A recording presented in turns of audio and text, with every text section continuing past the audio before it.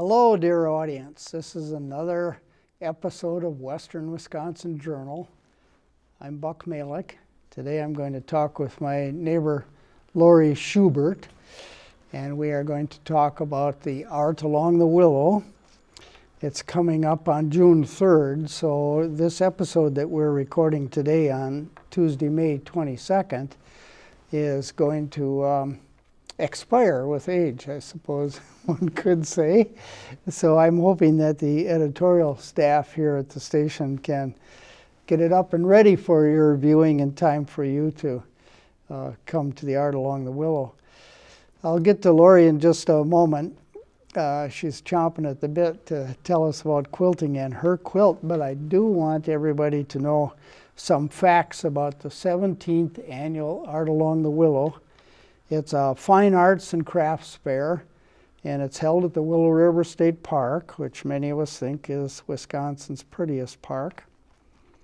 In addition to the arts and crafts fair, on Sunday the 3rd of June, between 10 and 3, we will have storytelling, music, a children's craft area, the quilt raffle, and kiddie train rides. And all of it is free, although the raffle tickets cost money. And the food, if you buy food there, brats and hot dogs and drinks, that costs money, appropriately so.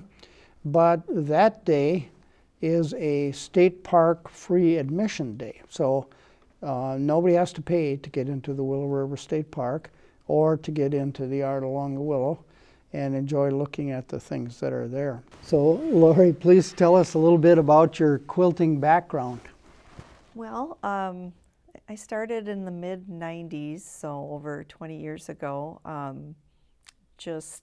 was a garment maker, and it got to be where it just wasn't economical to make your own clothes anymore, but I just loved to sew. And a coworker suggested I try a quilting class, and I got hooked, and I even taught for a while at Bear Patch in White Bear Lake. Taught quilting? Taught quilting, yeah. Oh. Putting photos on quilts and things like that, so. How fascinating. Yeah, but I just really enjoy it. And then we moved here 3 years ago, and the garage was so large that it was a 6-car garage that we made the back into a workshop and a sewing room. So now I have my own little studio place. With good natural light coming in the window, as I recall. It's beautiful. And a great big work table. Yeah, and I have a long arm, which is a 10-foot quilting frame with a machine that moves along a track. So I needed the space for that too. Ah, now those are pretty expensive machines, aren't they? Yeah, they are, but I bought mine used. Yeah. So it was like $3,500, which is about, I don't know, I think they're like $15,000 when you buy them brand new. So yeah, I can't afford that. Good deal, yeah. Yeah. Wow. So did you get that after moving to your own studio in the made-over garage? No, before that? Unfortunately, I got it before, and it didn't fit down the hallway of my old house, so my husband had to make me a new table for the tracks. So. Oh, I see. So yeah, we did a lightweight cedar that was put together with lag bolts and could come apart. So. Oh, Well, how very nice that is. Yeah. So do you sell quilts? I do not sell quilts, but I do quilt for other people. So lots of people like to make the quilt tops, but they don't like to do the quilting where you put the back and the batting and the top together, the 3 layers. They just sew and sew and sew, and then they pay somebody else to do the quilting. And so I will occasionally take that. I have this pesky day job. I work for 4 days a week still, so I'm just kind of doing friends without deadlines. So that's where I'm at now. I probably have 5 right now that I have to do for other people, and I'm getting a little nervous. But oh, wow. Yeah. That's where the long arm machine comes in, is attaching the batting and the backing? Oh. You put it on the rollers, and you don't have to pin anything. It just feeds it in evenly, and then you just sew it down. How did you come to get the idea of donating this to the Friends of the Willow River and Kinnickinnick State Parks? Well, I've done a couple of raffle quilts. My husband's involved in the Young Life Youth Organization, and they have a banquet every year. And so the last couple of years, I just took it upon myself to make one and show up with my shoebox and my raffle tickets, and because they always need money. But so I did that for a couple of years, and then you came by. I think it was the day of the art festival, and you were driving home, and we were talking in the street with some neighbors, and you asked me if I wanted to sell anything at the art fair. And I said, no, but I will make you a raffle quilt. And then I remembered that, and I made one, and so the next year I had it. But then we got into the legalities of the raffle process. Thank you for reminding me. I had forgotten that I had asked you to do that. And then I remember I didn't have any experience with setting up a raffle, so I applied to the state of Wisconsin. And that first year, the license didn't come in time last year for us to do it. So this quilt is now 2 years old. It is. I've been hanging on to it, so it's not brand new, but yeah. Well, let's hold it up and show people what it looks like. I can stand up with it. Whoa, I've got my microphone on. So it's kind of a unisex, I guess. Man's color, brown and blue, and I went to Goodwill and got some old shirts, and those are the blue parts, most of them. Some is regular fabric.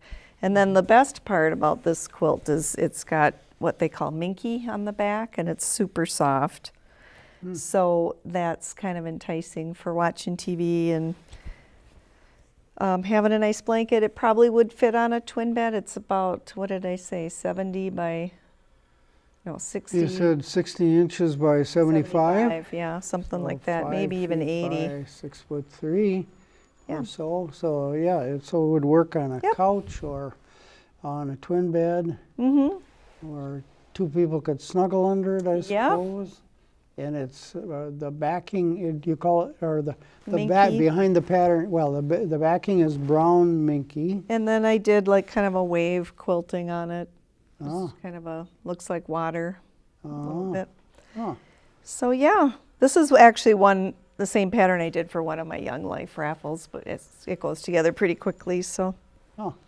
Now, you were saying to me earlier that you use all cotton for the fabric, yeah.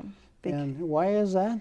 Well, what I've learned from people over time is that if you use polyester, sometimes you see antique stores or garage sales where a piece has totally disintegrated, and it's because it's not out of natural fiber. So anything synthetic over time will just disintegrate. Although I do use polyester thread sometimes, but And that's worked all right so far. I guess I'll never find out, because it'll probably be 100 years before we'll know. But, they teach you to make things like, that the archaeologists can find. So you make them heirloom quality. That's how I quilt. That's how I learned to quilt. It used to be really hard for me to spend money on the backing, because I would just put a muslin or something on it. But then, I just started doing this fuzzy stuff because people really like it. But you make it to last, and hopefully some archaeologists will find it someday. Indeed, they'll have to wrestle it from somebody's fingers. So. Yeah, there you go. Does that style of quilt, that pattern, have a name that I should know? Or it's actually called My Guy. And it's by a woman called Weeks Ringel and her husband Bill Kerr. They published it in Quilting Magazine, and I just... is that a fact? Yeah. Oh, and that's those kind of long rectangles. Yep, that's the pattern that they came up with, and I just copied it, so... Well, I like the idea of your recycling shirts from Goodwill. That seems like a good idea, too. Yeah. So you're going to have a raffle on Sunday the 3rd between 10 and 3. And how much are you planning to charge for the tickets?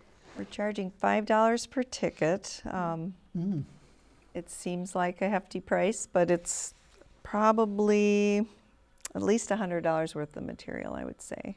Oh. So, and that doesn't include the labor. So We need to it sell really is 20 worth it. tickets just to break even on the cost of the materials. Yes. Huh? I see. Yeah. But it's totally worth it. Well, yeah, someone will be very happy to get Yes. the quilt, I'm sure, and it's colors that'll fit into a lot of families, I'm Yep. sure, and that. Yeah, well, that's wonderful. It's so kind and generous of you to donate that to the Friends Group. Sure. I checked before coming down here this morning, and there were 21 vendors signed Okay. up and paid their fees, and there's still, 10 days or something till the show, and a lot of, well, a few, I would expect we'll probably have around 30 vendors, which is what we typically have had most of the 16 previous years, 30 to 35 at the most. So if we have our usual 800 to 1,000 visitors, customers, people who are in the park for some reason anyway and come by to buy crafts or arts and buy a raffle ticket, that should be a great success for everybody. Everybody go away happy. Okay. Yes, good. Let's see, I might tell the viewers a few other things about the Art Along the Willow, besides the fact that it's Sunday, June 3rd from 10 to 3. It's the 17th one. All the money goes to support the park. The Friends Group has been around since the park started, actually. So since the 70s and 80s, there's been a succession of people taking leadership roles, and they have supported education. Environmental education is the primary mission of the Friends Group. It used to be called the OWLS, the Organization for Wildlife Learning. And it was a nice name that kind of explained the purpose of the group, but then the group expanded to include not only education, supporting the educator, Melissa DuPont, who teaches the courses and so on, but also to occasionally doing things with the facilities. As things have gone along over the years and DNR funding has gotten smaller and smaller, the Friends Group has stepped up with some things. So the fishing piers were a project of the Friends Group, and the playground sets that are at the Willow River State Park were done with the Friends Group and grants. The ski trail, grooming equipment, even the trail at the Kinnickinnick State Park, a 3-mile trail, was done with volunteer funds raised by the Friends Group. Kids learning to fish programs have been supported and managed by the Friends Group. Volunteers staff the Nature Center when Melissa is too busy. They pick up litter, they cut weeds, your favorite and mine, pulling garlic mustard, and cutting and treating buckthorn is done by volunteers from the Friends Group. They paint the picnic tables with waterproofing, stuff like that.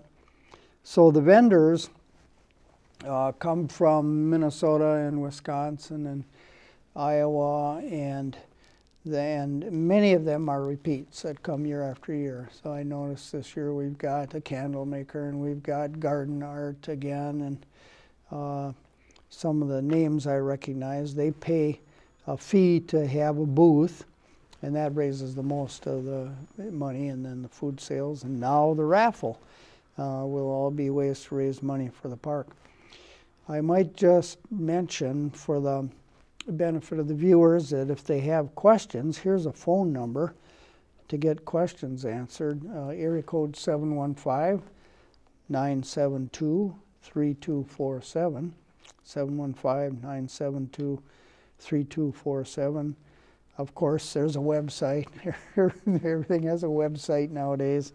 So the Willow Kinney Friends Group has a website with more information about the Art Along the Willow and other things like that. Now, where do you plan to be? Where should people look for you at the at the park if they show up. Are you going to be with my wife Linda and with I think Karen that's where Schmidt? you're putting me. Is it ticket sales or membership sales? Yeah, I think they're going to have a membership display about the Friends group. Okay. And the three of you can support each other and All right. chat if you're not. I will have this fully on busy. display. I have a little rack I can put it on. So Oh, nice. And you're going to have a little sign that says Yep. tickets $5 and a shoebox for the raffle tickets. yes, very sophisticated. Yes, well, we're all volunteers here, Yeah. so that's a good thing. You'll probably be in the center, as I recall. Okay. There's a big U-shaped area that the arts and crafts are set up around. Did you go last year and look at it? Go look. Yes. Yeah. Yeah, so And they'll be around shopped. the outside. And shopped? Oh, I don't know that I bought anything, but I there like were some pottery. good things I to think look there at. was- Yeah. Is there a pottery person this year? Yes, I'm sure. Yes, yes. I remember a pottery name. Yes. All right. Yeah, yeah. There should be something for everyone there. Okay. That's great. Okay, so that's this episode of Western Wisconsin Journal, The Art Along the Willow on June 3rd.